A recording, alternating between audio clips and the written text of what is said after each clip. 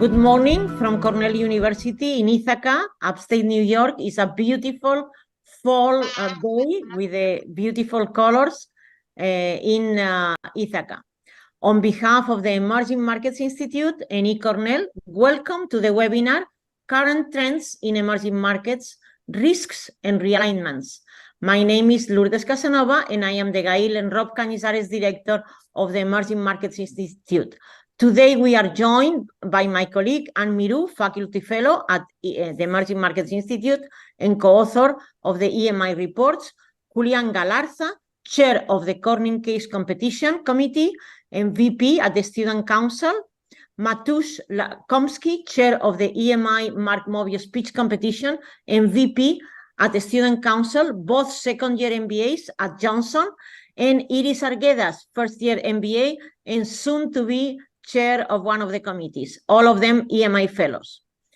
But first, let me say a few words about the EMI report that Anne, Miroux, and I co-author every year since 2015. We publish it through e-commons of Cornell, and it's time to reflect on all the changes that have happened in companies since we published the report in the first one in 2016. That year, the cover page was a picture of a Chinese Costco ship entering the new enlarged Panama Canal. And that picture represented various positive achievements that were happening at that time. First, the celebration of the successful enlargement of the Panama Canal, that then, at that time, was the biggest infrastructure project in the world, and had taken place, was handled by an emerging market, Panama. Then we saw, today we hear a lot about Chinese companies. At that time, 8 years ago, much less, but that cover picture encompassed this new power of Chinese companies. The Costco Shipping Company paid to have the privilege to be the first ship to cross this new Panama Canal, this enlarged Panama Canal. Then it was also South-South investments, China signaling its interest in investing in other emerging markets, in this case, Latin America. And it was not less noticeable, but the fact that Costco Shipping was 100% a state-owned enterprise, as you find many in China and in other emerging markets. While writing the first report, the emerging market optimism was everywhere. And the West was still worrying about the lingering effects of the 2008-2009 global financial crisis. The European Union countries faced a major challenge with the debt crisis. Greece, Portugal, Ireland, Spain, and Cyprus were unable to repay or refinance their government debt. And then in June 2016, we published the report, always with the EMI conference, in November. So June 2016, surprisingly for many of us, the United Kingdom voted in a referendum to leave the European Union. The emerging markets optimism has been reflected in the titles of the previous reports that have been the China Surge, Emerging Multinationals in a Changing World, Emerging Markets Reshaping Globalizations. Last year was Reinventing Global Value Chains. And this year, I would say for the first time in the last 8 years, we signal this kind of certain pessimism, preoccupation for what is happening in the world right now. The title is Risks and Realignments. And risk refers to geopolitical risks. EMI defines in consultation with the advisory council, with the students, with all our stakeholders, the theme of the year. And I remember talking to Bob Staley, an alum, a very senior alum from Cornell, and said, you know what? I don't know how to measure geopolitical risk. And now I have to do it for all my investments. So what has changed? On the one hand, the presence of governments. And on the other hand, the demands from societies for companies that go beyond the economic gains, as some say, from profits to values. What is more important, profits or values? And of course, the answer would be values are very important. So regarding governments, governments had always intervened in developing countries and emerging countries because they had to help the development of their countries. What is relatively new or quite new is that Western countries are launching industrial policies to remain competitive. So from trade sanctions that one could say, okay, behind this industrial policy, to governments intervening in gaining prominence against the markets. Then companies are also facing scrutiny regarding purchases. Then also governments protect their own national champions, while this was done mainly by emerging markets. And since COVID, since the COVID crisis, the reorganization of the value chains from efficiency to resilience, and companies have to take into account all these while designing their business strategies. So from the search for efficiencies, we now talk about from offshoring to nearshoring, so close by, to achieve value chains that have geographical proximity, and friendshoring or ally shoring, whatever it means, because friends are friends sometimes and then not. So we are dividing de facto countries that are friends and allies from countries that are not, while this difference was much more fuzzy before. We will now review how and why we got to this point and what has been the underlying economic and geopolitical forces that have led to these radical changes in company strategies. And now I pass the word to my colleague, Anne Miroux. Thank you very much, Lourdes. So basically, Lourdes gave us a kind of overall background, and I'm going to talk to you about the forthcoming report, the Emerging Market Multinational Report 2023, that we will present at the EMI conference in New York next week. A few words first about the structure of the report. The report is in two parts. We have a first part, which is a little bit more about multinational corporations from emerging market and so the global environment. And then it's written basically by Lourdes, myself, with a collaboration of students and colleagues from Cornell University. And we have a second part, which is external contributors. And we have, for instance, a number of international organizations which contribute, like the OECD, the IFC, the International Development Bank, or university, like, for instance, Uniandes from Colombia and others. So that's the structure of the report.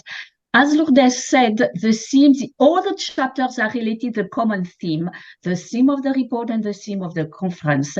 And as Lourdes just said, this year it's risks and realignment. And we really focus on what's happening a little bit more, I would say, at the geopolitical level and macro level environment. There are two aspects of risk, and we have there are the business risks, which are firm related, and then this macro and environment. The main point is that, and I will go perhaps a little bit more in detail about that, as we are still in what, this VUCA word, volatile, uncertain, complex, and ambiguous word, which was a kind of put up, if you want, by the US military several years ago. So that's our idea, is to look at the risk, and perhaps, yes, the tone is a little bit more less optimistic, let's say, than a decade ago. And there are many risks. I'm putting aside, not that they are negligible, but they would open a Pandora box of question. I'm putting the overarching risk, which has climate change, and also to some extent artificial intelligence. What does it mean for the world and for emerging market? So I will only focus in this short presentation on some aspect of the macro environment that we are developing in the report. First, the macro risk. The growth projection for 2023, or the estimates for the world, is a little more than 2%, which is one of the lowest growth rates of the past 15 years. And for emerging economies, a number of them are doing quite well, but perhaps on the ladder of economic development, at the bottom, you have a number of countries which are facing huge difficulty. Inflation is one for the world, but also for emerging market. Again, not all of them, but a substantial number. Inflation driven by what's happening on the oil markets, the commodity market, the rise in interest rate in international capital market, in advanced economy, the US interest rates, and so on. So inflation is one. Debt is the second one. Debt is not new for emerging markets, definitely, but it's kind of coming back to the center stage. A number of emerging economies are facing debt service ratio which are extremely high compared to the past decades. Of course, you had the impact on the COVID-19 plus all the development since the war in Ukraine. So debt is another element. And as a result also of the war in Ukraine, and to some extent also the COVID-19, slowing global demand. And what's happening in China is also raising a number of questions. What does that mean for the world economy? So these are the macro risks which are faced by the world in general, but also more acutely by a number of emerging economies. Again, not all of them, because there is one key element, is that the emerging economy world is quite heterogeneous. But overall, that's the global picture. And the other risk that we like to highlight at the Emerging Markets Institute is this risk of geoeconomic fragmentation. It's a concept which has been put forward quite forcefully by the IMF, International Monetary Fund, which is basically describing the world with blocks emerging and separated blocks. And that's very kind of dangerous for emerging market, and I will explain why. So we have economic fragmentation because you have increased trade barriers. The trend becomes very visible with starting in 2017, and it has been amplified by the COVID crisis, and it has been amplified even more by the war in Ukraine. So increased trade barrier, increased investment barrier, increased scrutiny. If we put ourselves in a position 10 to 15 years ago, we would not see the kind of decision taken by major advanced economy as we are seeing now in the EU, in the US, and so on, but also in some important emerging economies like China, for instance. Nationalism, sanction, and so on. So there is an interesting report by the IMF that shows that actually, for instance, foreign direct investment goes increasingly to countries that are politically closed. So that's a very, very important point. And it's also why people are questioning, what's happening to globalization. That's another issue, but it's a very important point. And in all this concert, we have emerging market repositioning themselves. Why? Because with all these changes, with all what's happening, they feel that the global order is not really responding to their needs, to their aspiration, that it's increasingly unfair, and that global governance is skewed against them. So that's basically, they are facing a number of risks, and they would like that perhaps the global governance, the order responds better to what is needed, and they want to be heard. Their voice, they really want to have a voice in the international concert that they did not have up to now. I will just mention a few examples, and then I will stop. But in that sense, 2023 has been a very important year for emerging markets. Again, we have to put it in the context of what has been happening with the war in Ukraine and the consequences for emerging markets and developing economy. It's very, very important to see that there is not a unanimous position, and that's a political element, regarding what's happening in Europe. With the Russian invasion of Ukraine. So that's very, very important, because if you look at what has been happening in March 2022, at the United Nations, a resolution was proposed to condemn the invasion. Usually that kind of thing is unanimous with a very, very few exceptions. That year, on that particular occasion, 35 countries, including major ones, China, India, South Africa, Nigeria, abstained or voted against.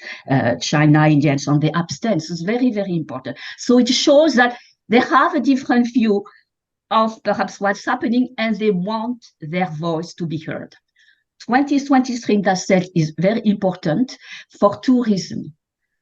The expansion of the BRICS group, that is Brazil, Russia, India, and China and South Africa, as expanding major step, and also the expansion of the new development bank, which is called the BRICS bank, if you want, and the G20 chairmanship of India. So there is a convergence of factors and development that show the importance of emerging market and the way that they want to be heard.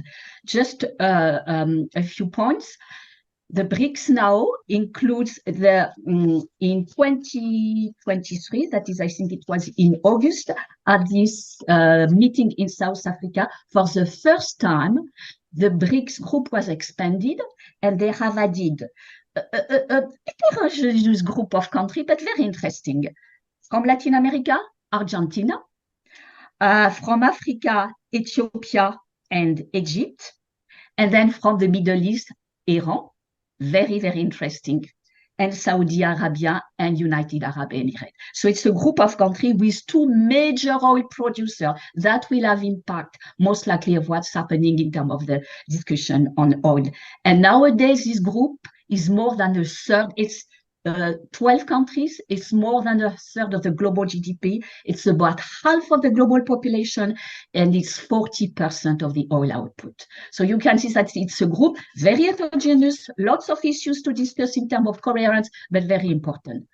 And in parallel, the new development bank, the so-called Bank of the BRICS, has expanded. They have added in 2021 Bangladesh, Egypt, again, United Arab Emirates, big producer. Uruguay is on the waiting list. They will be formalized in the coming months. And next in line, Argentina, South Africa, and Zimbabwe. So I wanted to give that example to show that basically something is going on. The landscape is shifting. And that's why we say that there is a realignment, because this group of countries nowadays, it's not only the BRICS or the BRICS plus, it's that they represent a group of countries or economies in the world that want their voice heard. And they are realigning, or to some extent, that they do not want to be West. They do not want to be against the West. They want to have their voice. So it's people are talking about the non-alignment 2.0.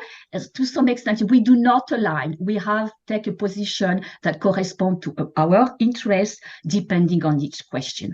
And so I'll stop there, and you are welcome to attend the conference and definitely read our forthcoming report. And now we pass the word. Yeah, I pass now the word to Julian. Yeah, thank you so much, Anne. And actually, very interesting topic that you were mentioning. I'm very excited to read the annual report and actually go to the conference. I learned a few things that you were mentioning, even that I am in the EMI Institute.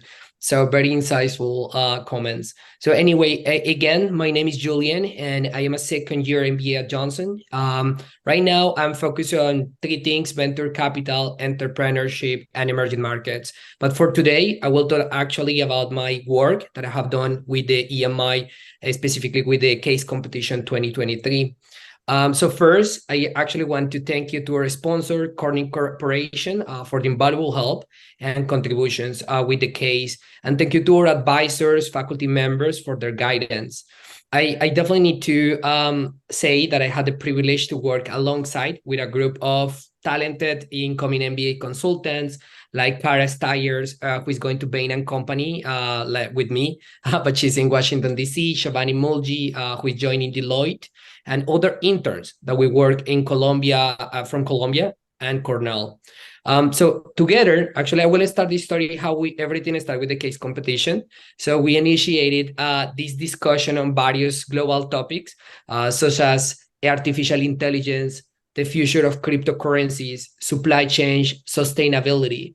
But we ultimately choose to delve into one of the most important topics right now that involves the US supply chain development. And this is a trend from the last year, and is the semiconductors industry. A notable example of this is the CHIPS Act. That was this 40 billions money allocated to the US suppliers, mainly from the US, to incentivize the industry. So then our discussions then led us to focus on which country, right? Like, so we decided to go to Brazil, which is a significant producer in the region. Brazil, it's interesting thinking why we decided to pick Brazil, but it was a unique, it's a unique country because it has one of the only companies that design, manufacture, and distribute chips among Latin America. So, and from previous cases, they have been different regions. So for the, I don't know, in the past 5 years, we haven't picked a country in Latin America. So that's also another factor where we went decided picking Brazil. Also other factor that make us decide Brazil was the landscape, the political landscape. For people who doesn't know, they have been changing their political wings lately, and it added a layer of complexity to the case.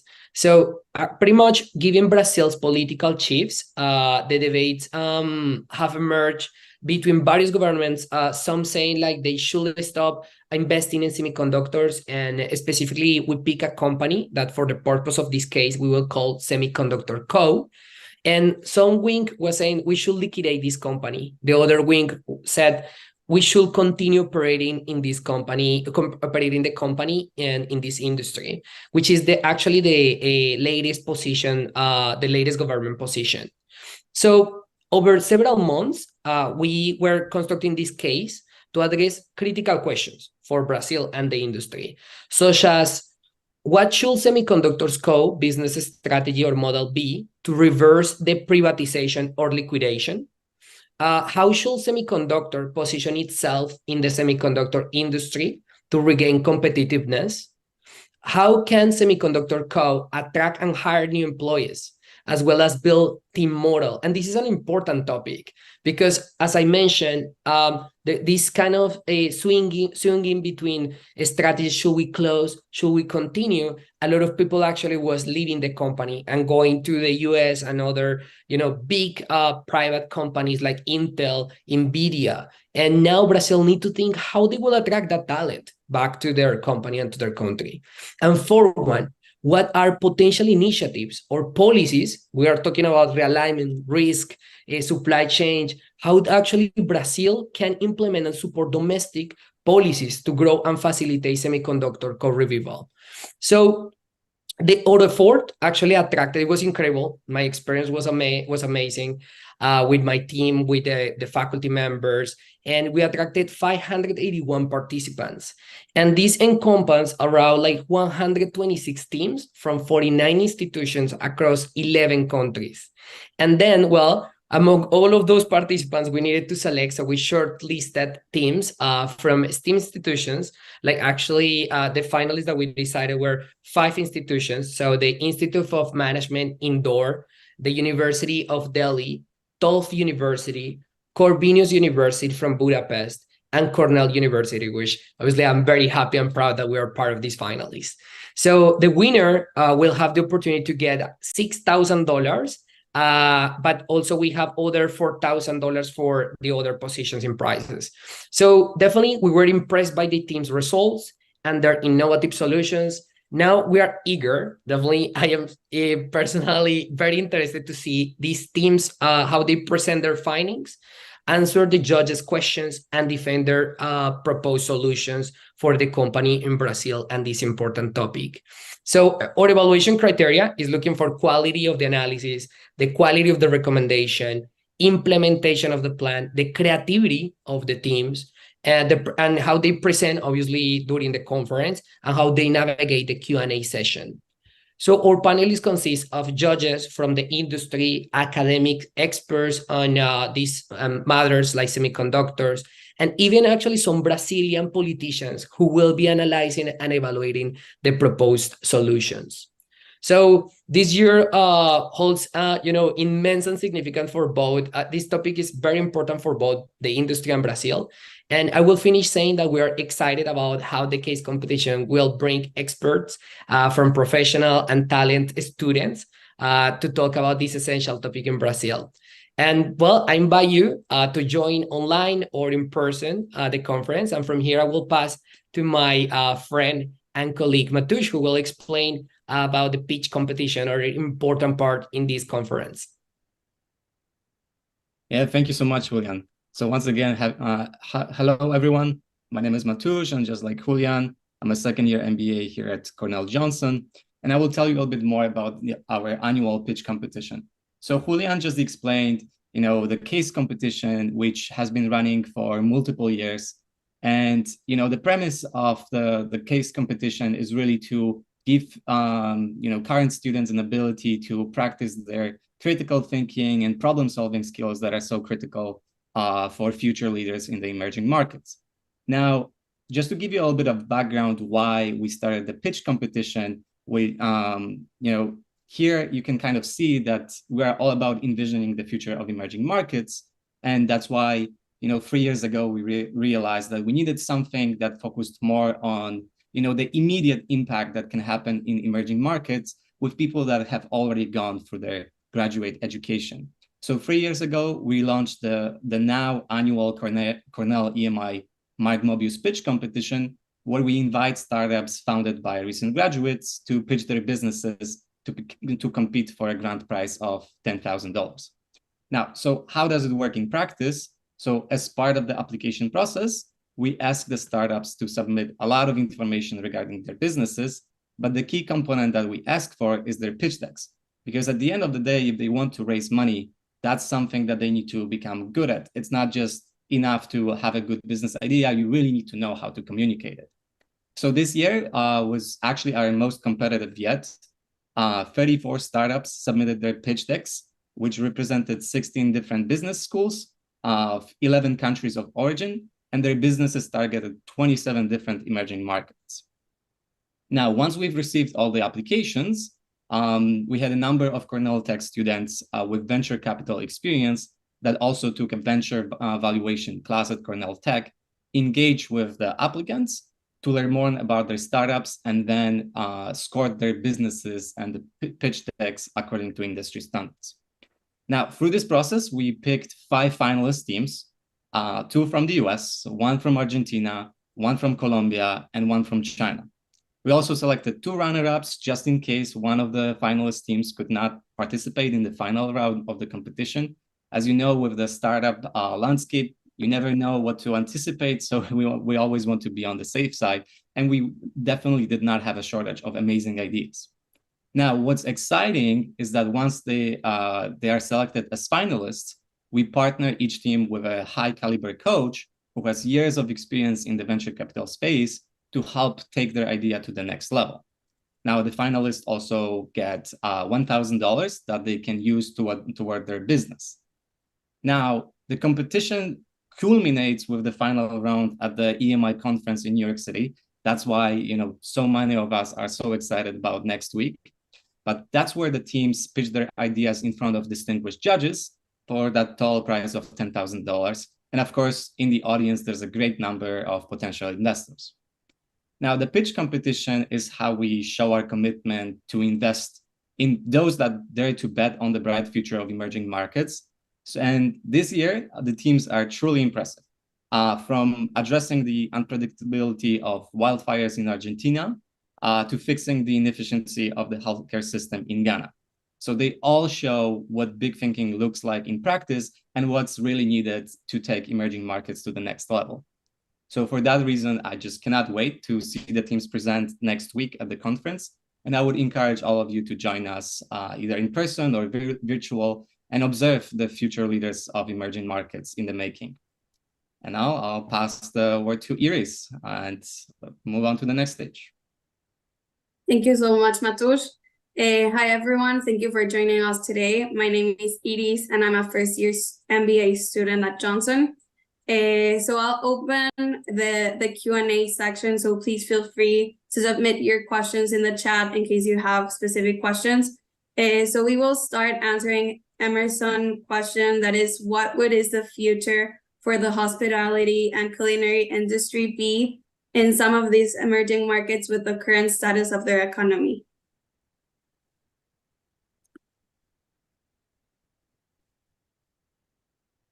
Maybe I can start.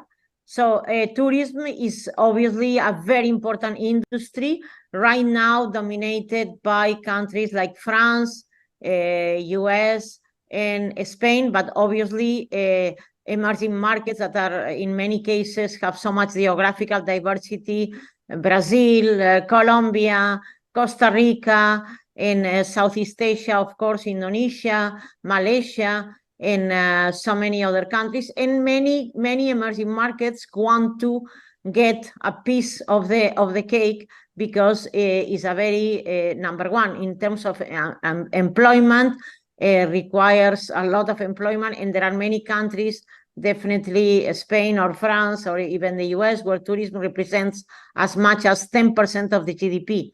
So it's an area that is growing a lot, and it's an area that provides employment, that provides also, in many cases now we see about tourism that is, of course, environmentally friendly. And I think it's an area of tremendous growth for two things. For one, because the number of tourists from emerging markets has grown a lot, and two, because tourists want to move beyond the traditional offerings that has been mainly in Europe. Thank you so much, Lourdes, for your answer. Now a question for Julian. In your opinion, what lessons or insights can MBA students and emerging markets enthusiasts take away from participating in this case competition? Yeah, for sure. That's a great question. So let me think about it. So I will say that there are a bunch, but if I can divide this in two parts, I will say you have the soft skills, like, well, technical skills, and then I will say more like presentation-wise skills. So let's see. From technical standpoint, I will say that you will learn a lot about Brazil, for example, the semiconductors industry, applications, like regulation, taxes. I honestly didn't have an idea about this before. And even that I am a mechanical engineer and I'm from Latin America, I'm from Colombia. I didn't know about all of this. I learned a lot. Chips are very complex. They have a bunch of applications, and the process to manufacture a chip is very interesting. I didn't know even what was a buffer, what it was like how you assemble all of these chips and how important they are. So I feel that from the technical concepts, you will learn a lot about the industry and about Brazil and the situation, political landscape, very important thing. I even didn't know about how these political swings between the left wing, right wing, who is the president right now, which are kind of how Brazil is promoting these, which is the act, this CHIP Act, and how the US can be involved in countries in Latin America. These are very important topics for leaders and people who are interested on emerging markets. And on the other hand, I will say that soft skills, right? Presentations, wise skills. Being there will actually help you. If you are interested in consulting, this is definitely, and I'm going to, in that career path, this is definitely something that you will need.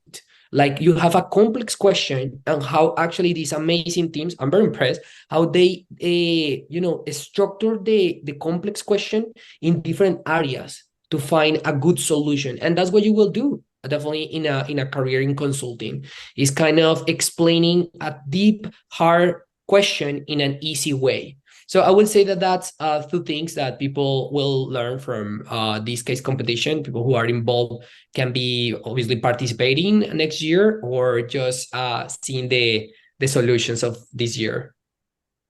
Amazing. Thank you so much for your answer. And now I'll ask a question for Em.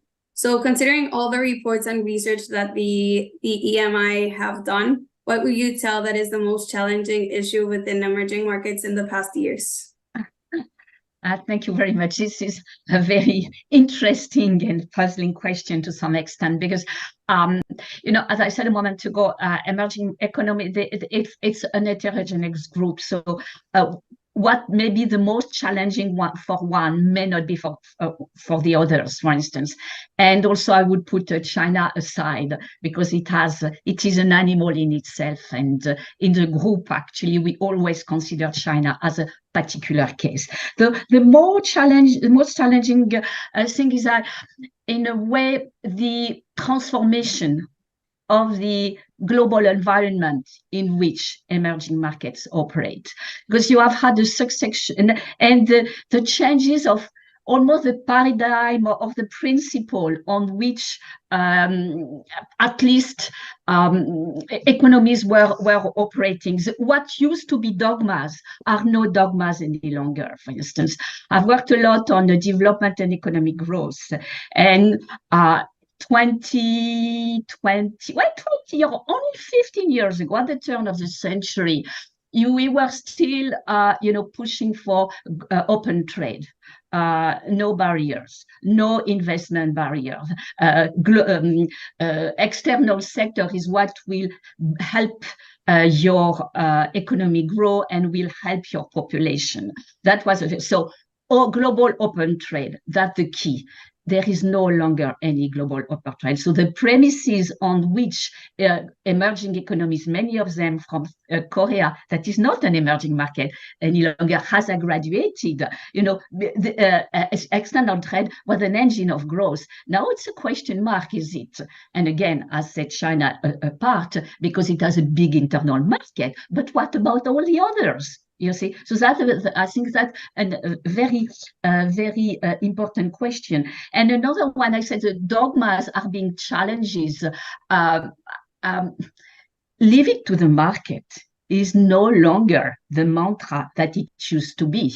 So you have a return of industrial policies. The government are back in the picture. So how do you adapt to this new configuration, if you want, which is drastically different from what it was just 10 or 15 years ago? So this is a challenge. The main challenge for me is that the global environment is not as propitious to emerging market as it used to be. For many of them, trade and foreign direct investment was an engine of growth. It's not the case, or not automatically the case any longer. So you have to adapt. Perfect. Thank you so much, Anne, for sharing such an amazing insights. So now a question from Natasha. I heard and read in some articles that there might be recessions early next year. What do you think, which are the industries most impacted, and can technology industry sustain? Okay, so let me take this question. I think recession is like waiting for something that is not being realized. Of course, we have been in quite a slowdown. How companies in the West can survive with these very high interest rates that suffocate growth, that of course make any financing of any company much more expensive than it used to be. So definitely, I think no one has the answer. So are we into a soft landing or not soft landing? And let's don't forget, so Anne mentioned that China is a tremendous economic power, the second biggest economy in the world, and an engine of growth for the rest of the world. This year, China seems to be slowing down to 5% growth, so there's a question mark. But let's don't forget, the biggest engine of growth are both the US and Europe. So if both go down, as they are going down into growth, will affect the rest of the world. Will this slowing down become a recession? I think no one agrees. Everybody talks about soft landing, and the soft landing, thank God, doesn't arrive. So I think it's an open question, and it's not clear what is going to happen. And probably, the General Assemblies of the World Bank and the IMF just took place in Marrakech, in Morocco. And I think the attention was more from all of us, from all the experts, from all the business leaders, to what was happening in the geopolitical side into who is going to win the next elections, and of course the terrible conflicts that we are living. So the risk has become, and definitely also the risk for a possible recession, hopefully not, but is more geopolitical than strictly economic. Is the oil price going to keep on going up? Has gone up, has gone down, has gone up again. Metals, copper and others have gone up, have gone down. So again, depending on the expectation, if these geopolitical conflicts, these geopolitical tensions and terrible conflicts go one way or the other. So risk has been displaced from only being economic, and that's hence the title of this year's conference, the theme for this year at EMI is political. It's political, and is much. We are not used to measure these risks. Again, so if you look at economic news, the the annual meetings of the IMF or the World Bank would concentrate so many news from those. We heard much less. We heard much less because our worry is somewhere else. So that's difficult. Thank you so much, Lourdes, for your answer. So now a question for Mateusz. What are some standout examples from the finalist teams this year, and how do their innovations address pressing issues in emerging markets? Yeah, thank you for asking this question. I think, as I mentioned before, like this year, we have some incredible teams. I had already mentioned 2 ideas, but let me expand on those 2. So maybe let's start with Ghana. So the team, the startup is called One Health Plus, and they recognize that in Ghana, it can take days from having a doctor visit to actually having medicine prescribed for you. So as you know, for people living in the first world country, that may sound crazy, but that's kind of just the reality in Ghana. But they also realize that a lot of people in Ghana depend on remittances from abroad. So they started working on a platform that allows basically leveraging these remittances to not just schedule a doctor visit, but also provide the medication kind of outright. So the moment you schedule the visit and you go see the doctor, already some medicine is prepared for you so that you can leverage just one visit to get both. So I think that's a very exciting example of where people are focusing on an issue that is very critical to the people living in Ghana. And we have a startup basically that is dedicating their time and resources to solving that problem. Now, the other one that I mentioned about that's addressing the unpredictability of wildfires in Argentina, I think that's another amazing story where the founders realized that there was a problem because they saw how many people in Argentina lost their livelihoods because of these wildfires, and because the systems that they rely on to anticipate and warn people of these wildfires right now have significant delays. So what the team actually prides itself on is that the system that they developed that leverages AI and satellite imaging is more accurate and more accurate than the NASA system, because it refreshes much more frequently and is designed to help to solve the specific problem facing people in Argentina living close to the forests. Now, I think that's very exciting, but there's even more. So, for instance, we talk a lot about the climate and how even in emerging markets, actually specifically in emerging markets, it is very critical that we find ways to incentivize that green transition even more. So we have team from actually Cornell Tech, Asger, who's working on a solution that will help simplify the process of acquiring ESG certifications for small and medium companies. And why that's actually really important, because for these small and medium companies, sometimes your you have one major client who may be like one massive corporation that is basically, if they don't do business with you, you're out of business.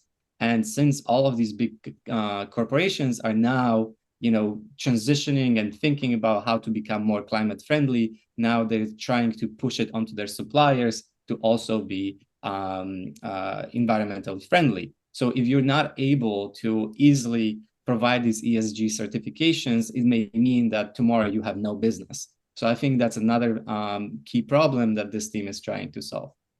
Another one, which is also focusing on more people, specifically in Colombia, we have a team called PRAMI.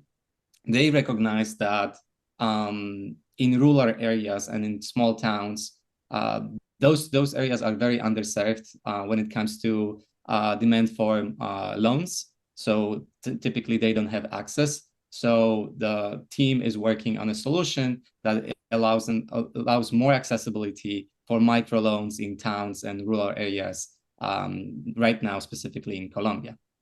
And last team that is also a finalist from Hong Kong Polytechnic University, they're also pushing for a solution that leverages quantitative management of carbon emissions, specifically for the construction industry. So we know that China specifically still continues its boom when it comes to construction. And when we're thinking about the transition to climate-friendly solutions, definitely the construction industry is a massive polluter. So having solutions that can capture those emissions and quantify them so that there can be progress toward it is also exciting, and that there's a team that's thinking about it.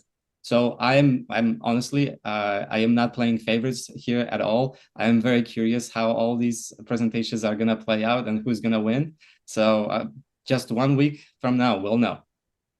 Thank you so much, Mateusz. I think we're all really excited to hear the pitches of all these teams.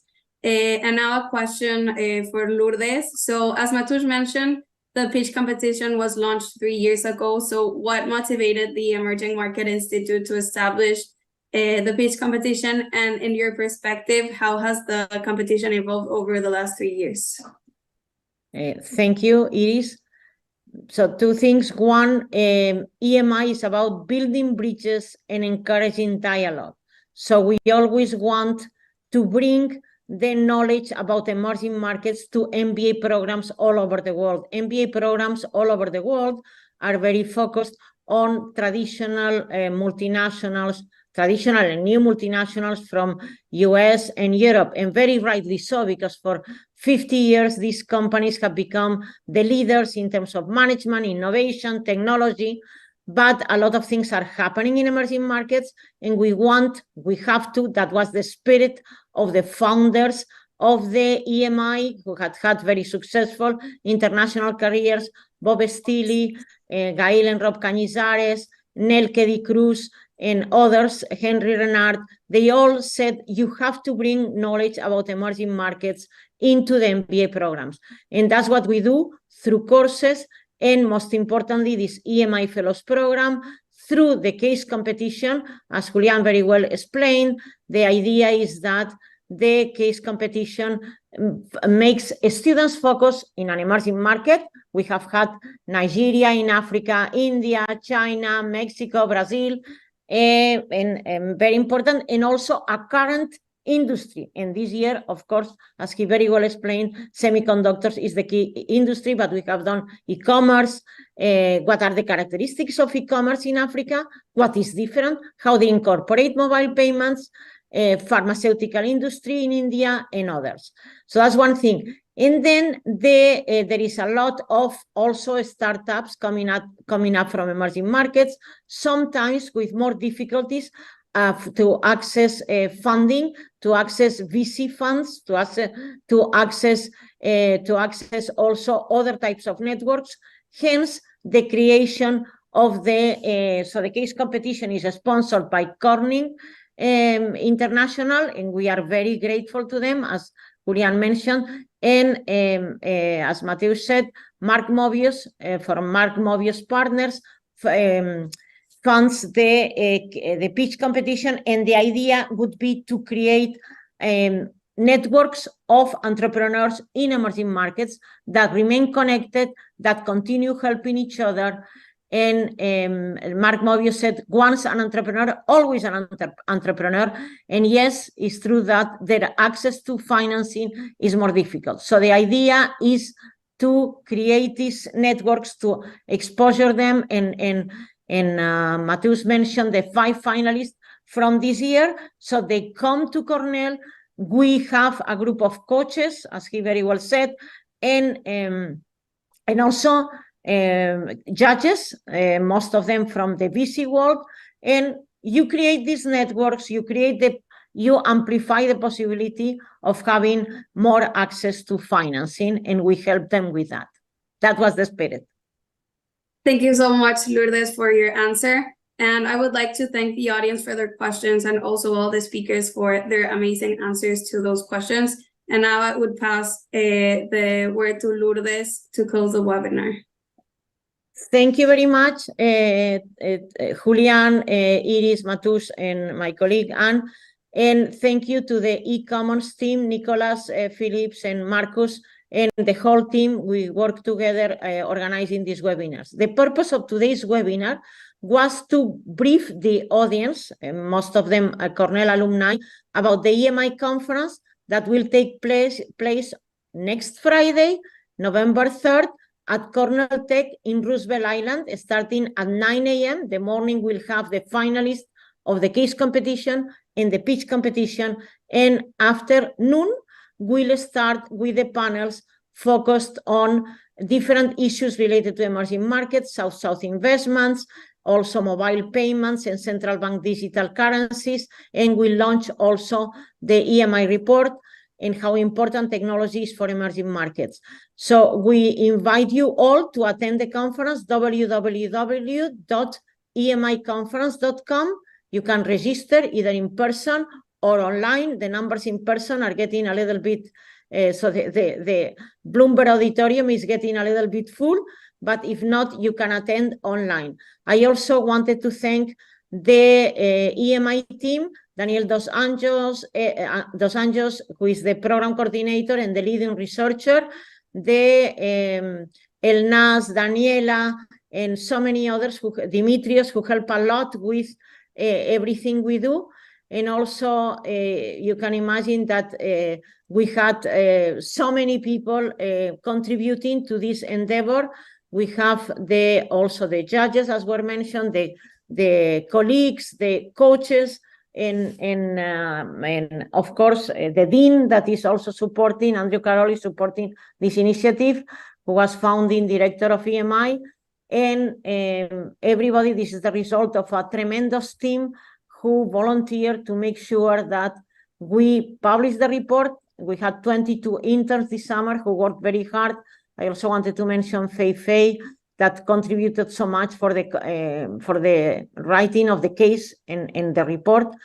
So many, Caleb Kabuma, Andrew Lim, the leaders of the Emerging Market Society, so many people who make this possible, who make possible the conference, who make possible the webinars, who make possible the EMI report.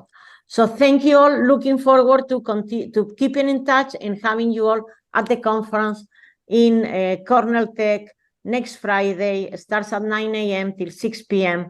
and to have the dialogue, continue building bridges and encouraging dialogue between West and East, North and South, South and South. So thank you very much.